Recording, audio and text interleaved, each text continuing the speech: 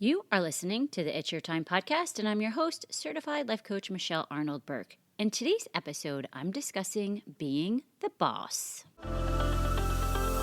Welcome to the It's Your Time podcast, the podcast where busy professionals like you get the practical solutions and support you need to gain control of your schedule so you can strive to be the best in your career, but without the stress and overwhelm. If you're looking to increase your energy and decrease your stress, you are in the right place.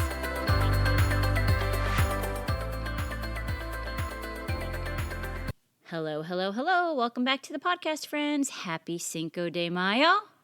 I'll tell you, any reason to have some nachos? Sign me up. Actually, to be honest, who am I kidding? I really need no reason. I love them. In fact, crazy side story. When Mark and I first started dating, he insists that I almost took his hand off because he tried to take some nachos from my plate. I thought he was exaggerating, but my dear friend Mary Beth let me know that no, he is totally correct. It did appear to be that I was going to take his hand off. So beware, if I'm at the table with you and we're sharing nachos, I just love them. Okay, so I want to give you a quick update because last week I mentioned how we were closing out our fiscal year. And side note, if you missed last week's episode, go check it out. I talked about the most important strategy that you need for any goal. So the update is that we made quarter over plan and we took the time to celebrate. And I want to come back to the idea of celebrating. But first, I want to just give you a little bit of background information. And throughout the podcast, I want to talk about how you have to be the boss of your brain. Now, I would be lying if I said it wasn't a bit of a challenging year. My entire team left, and for the past 10 months, we have mostly been rebuilding, hiring, and training, and all of that fun. So, to be able to close out the quarter over plan, I must say, was nice, and the year was quite a learning experience. And I want you to start considering how you reframe your story of discomfort or challenges, because discomfort is where we have the most growth. Challenges provide us the opportunity to find new solutions, and both allow us the opportunity to take our lives to the next level. And it's important to take the time to think about what that growth or that learning looks like for you in each situation.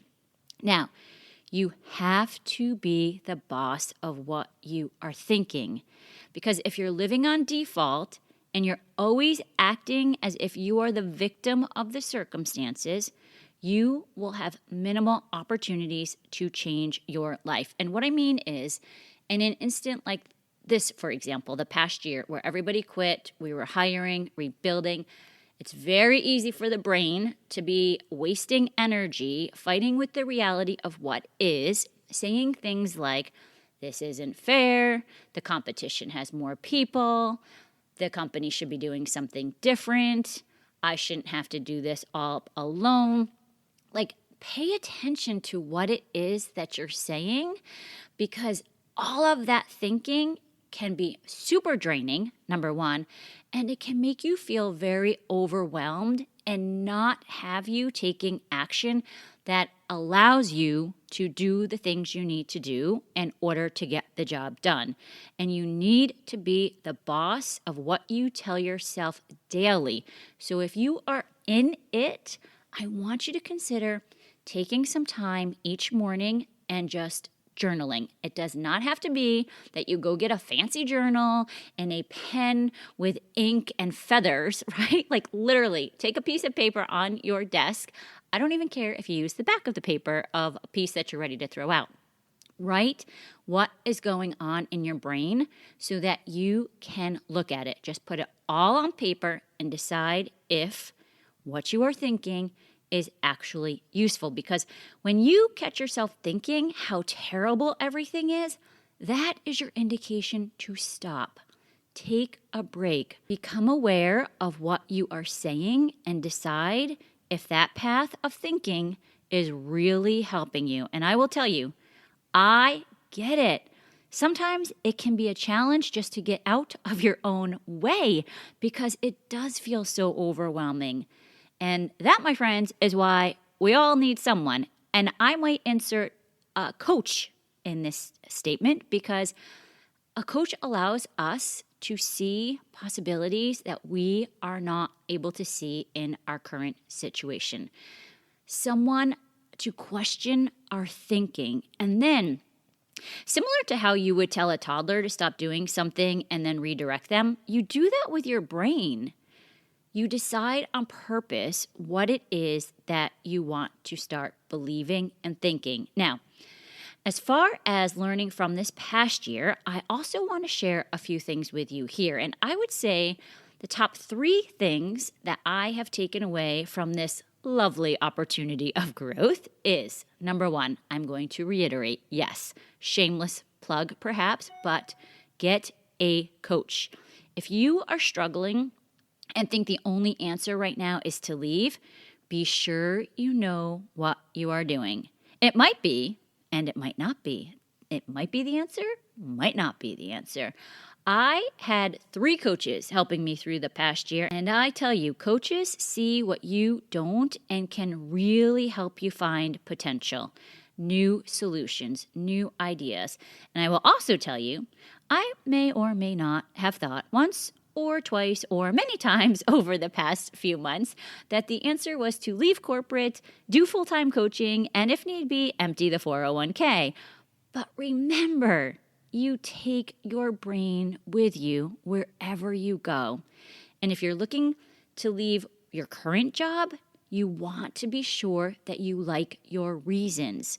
Sometimes we think escaping is the answer. And the honest truth is, the grass is not always greener. What is that saying? The grass is greener where you water it. And again, let me know if you need help with this. I would love to help you figure it out because I get it. And I want you to be sure you are tending to your brain in order to make the best decisions for yourself.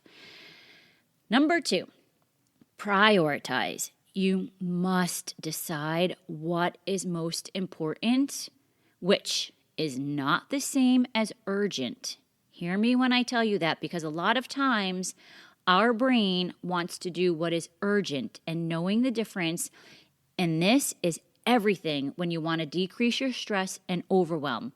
So often our brain wants to take care of urgent, but again, you have to be the boss of your brain and decide on purpose what needs to be done in order to move the needle. And even before that, you must prioritize yourself and your health. Self-care is not selfish. And if you want to continue, you must take care of yourself. And what that looks like, self-care, is up to you. What do you need today to take care of yourself? It doesn't always mean bubble baths and candles. It might mean getting in a really good workout to help you metabolize the BS, as my girl Robin from Peloton says. And the third lesson I would say that I learned is keep going. Remember, life is 50-50. It is not always rainbows, daisies, and butterflies. And once you get through the tough times, that's when you get to what you want most. And it's from the tough times that you learn the most and have the greatest opportunities for growth. I mean, think about it. What best-selling movie is about everything always being lovely? No, there's always some angst, right? There's something that the star has to overcome.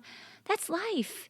And a lot of times as you go through it, you also get more clear on the priorities of what you want most in life. And here's what I mean. When we are in tough times, frustrating times, it gives you the chance to see what is on the other end of that. And Esther and Jerry Hicks talk about this in their book, The Law of Attraction. And Esther and Jerry Hicks talk about this, and I might butcher it a little bit, but basically, think about picking up a stick.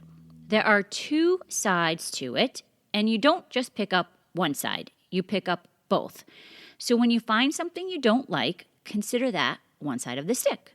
From there, you pivot and ask yourself, what is it you do want? What is on the other end of that stick? And then ask yourself, why do you want it? An example that they use in the book Money and the Law of Attraction is a dad who was frustrated because he would walk into his son's bedroom and he could tell that the son had wet his bed.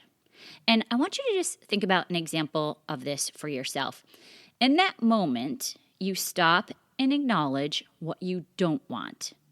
Pivot and ask yourself what you do want and why. So for this dad, the pivot, what he really wanted was for his son to be happy and dry and proud of himself.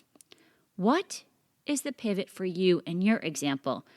When you can figure out that more often, you find more harmony and peace in life. Think about this example, right? Dad is walking in, super frustrated.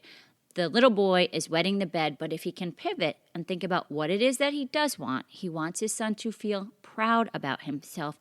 That allows dad to show up differently and have more peace and harmony. You get more clear on what desires you truly have when you kind of play around with this idea. Again, you are the boss of being able to put yourself in the energy that is useful for you. Isn't it Oprah who has that quote, be responsible for the energy that you bring to this room? 100%. How great is that to know? We are in charge of it, not anyone else. Do not give them the credit. You are responsible for bringing the energy to achieve your goals. And speaking of achieving the goals, back to the celebrating.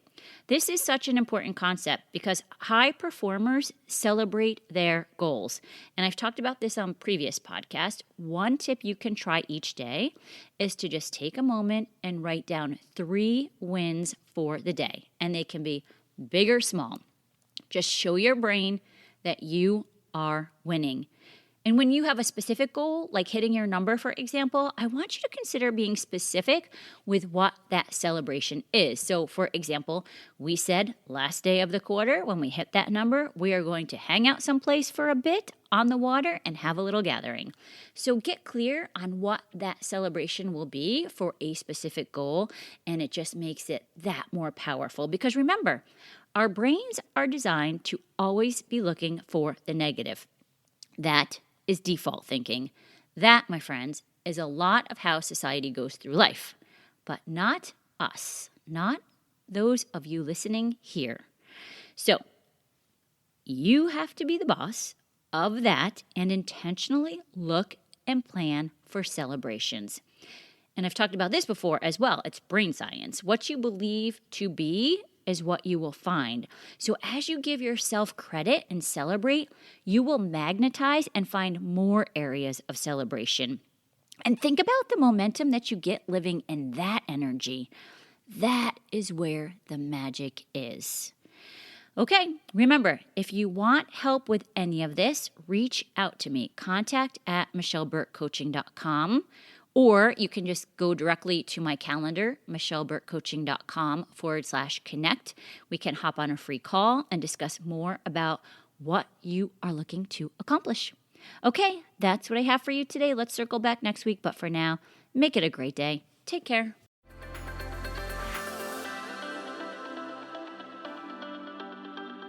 Did you know you can take this work to a deeper level with me one-on-one? Go to michelleburkecoaching.com and click on Get Started to begin.